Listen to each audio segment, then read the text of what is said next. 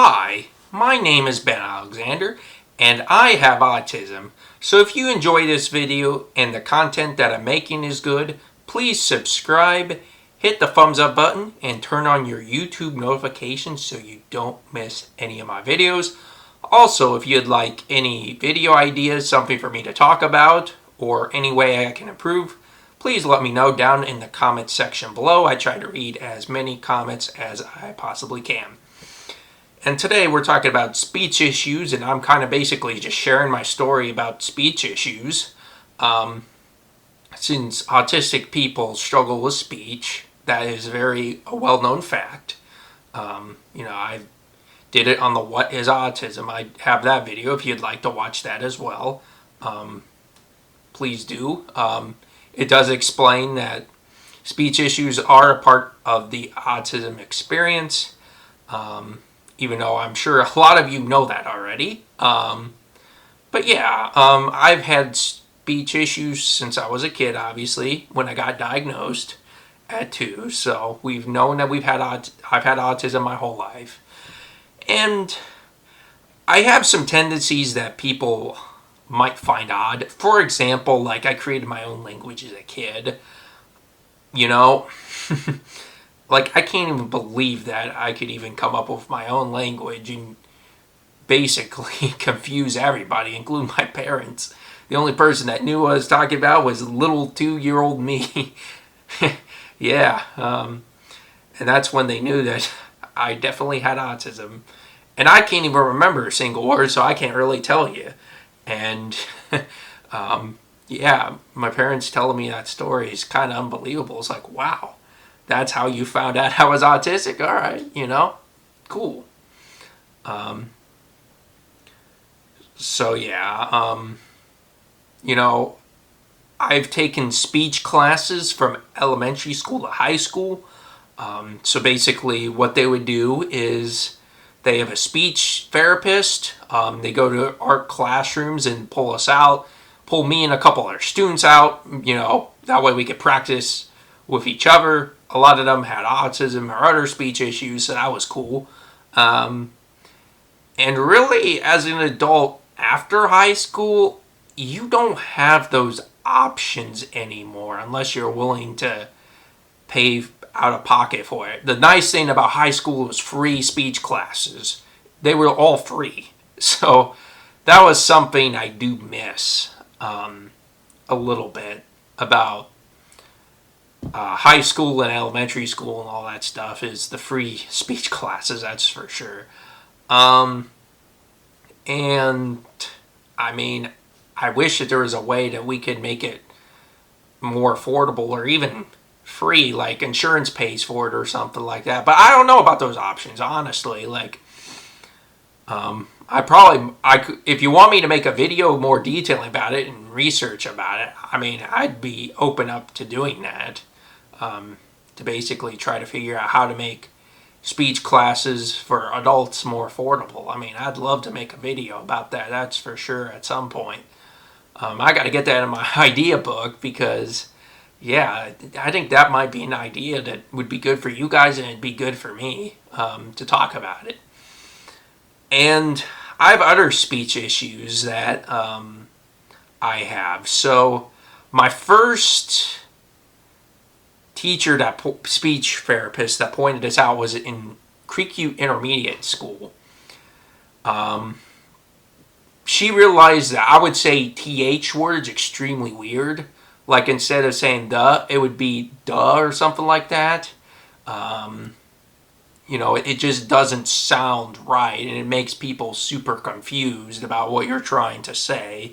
And the funny thing is, if you know me, or I'm a media major, or I was a media major. I graduated a year ago, May of 2023, from Mount Vernon Nazarene as a communication media major. And yeah, so basically, I would say those words, and I was doing radio. I was a radio DJ for 4 years, basically, and yeah, I mean, I was a DJ for 4 years, and yeah, my media professor realized that I had those issues, and it just took me aback. And then he gave me a chart with all the TH words, and I even highlighted the TH words of my radio scripts just to make sure I wouldn't screw that up. So I've been more conscious about it. Learning it as a kid, it didn't quite stick to me because I don't like to talk with my tongue a whole lot necessarily. Like I said, it's just something that I struggle with because I have to put more emphasis on the tongue, and I think it's just maybe a sensory issue too, where it's like, oh, I don't want to hurt my tongue, it could be that, but I've kind of struggled with that, and now I've just got to be very, very careful and understanding, and being more aware of those words.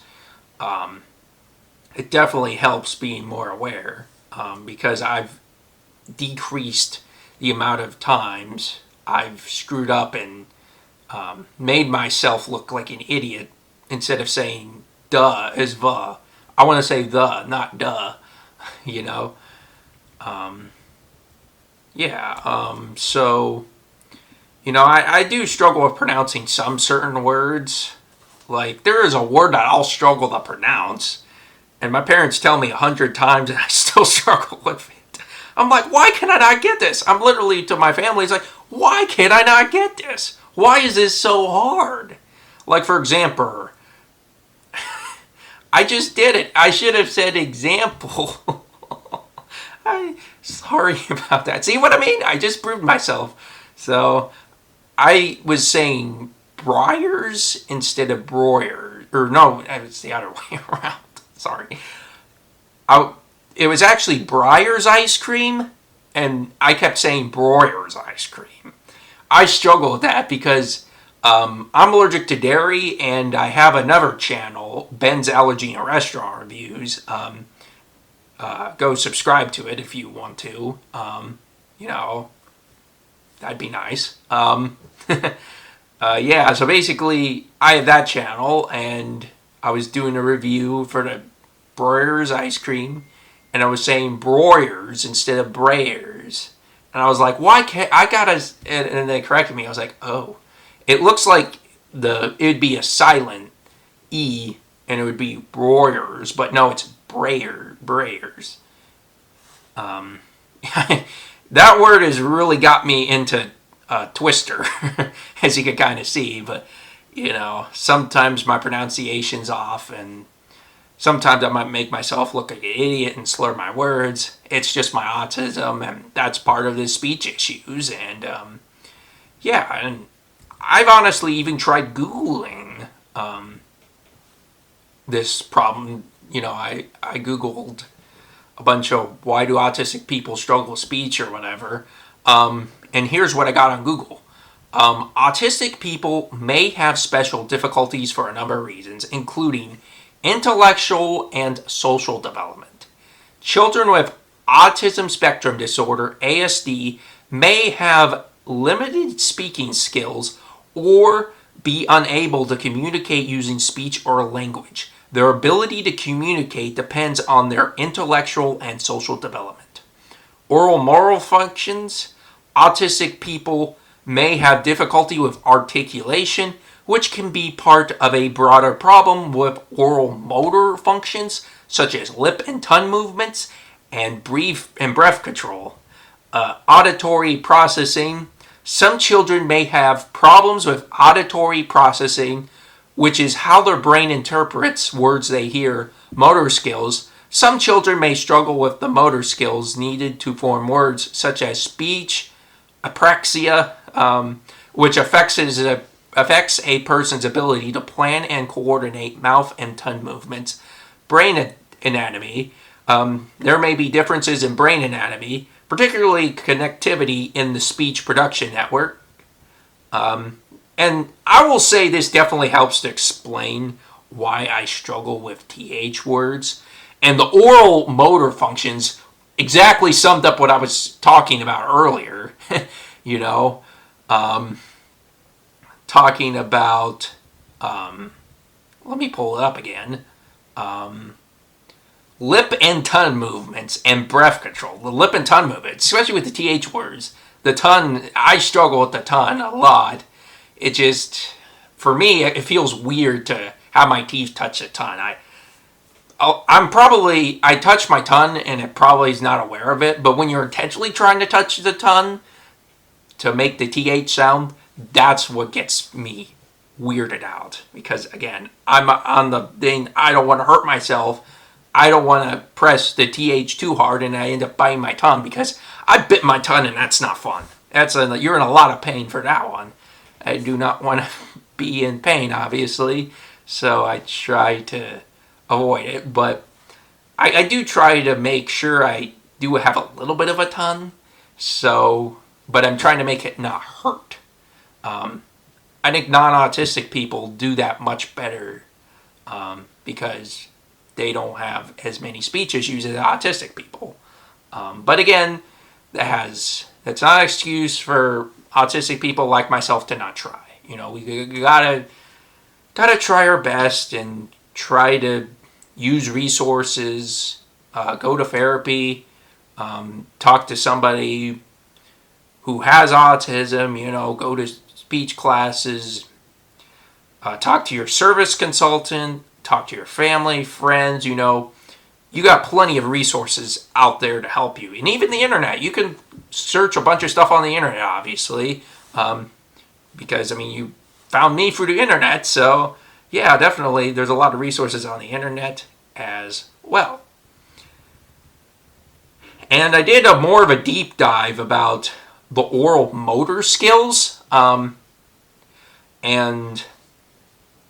I Googled it. So here's what I found. Oral motor skills include the strength, coordination, and awareness of the mouth, including the lips, tongue, cheeks, and jaw. And here are some ways to help autistic people improve their oral motor skills. Speech therapy.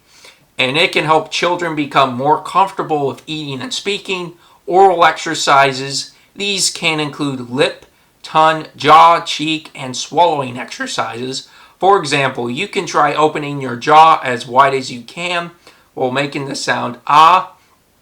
You can also try practicing making silly faces in the mirror. Oral activities. These can include blowing bubbles, blowing whistles, or blowing balloons.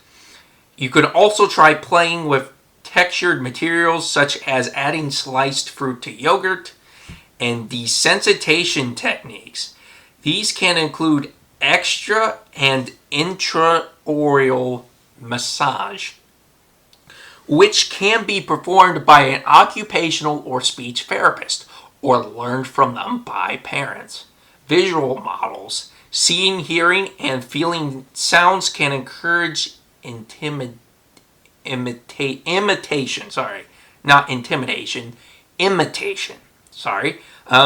You can try laying down so your face is in your child's line of vision and modeling a silly noise while touching your lips. And yeah, a lot of it was talking about childhood and all that stuff too, which obviously is a great idea if you can detect the autism. But if you can't really, you're a late diagnosed autistic person, I think blowing bubbles, I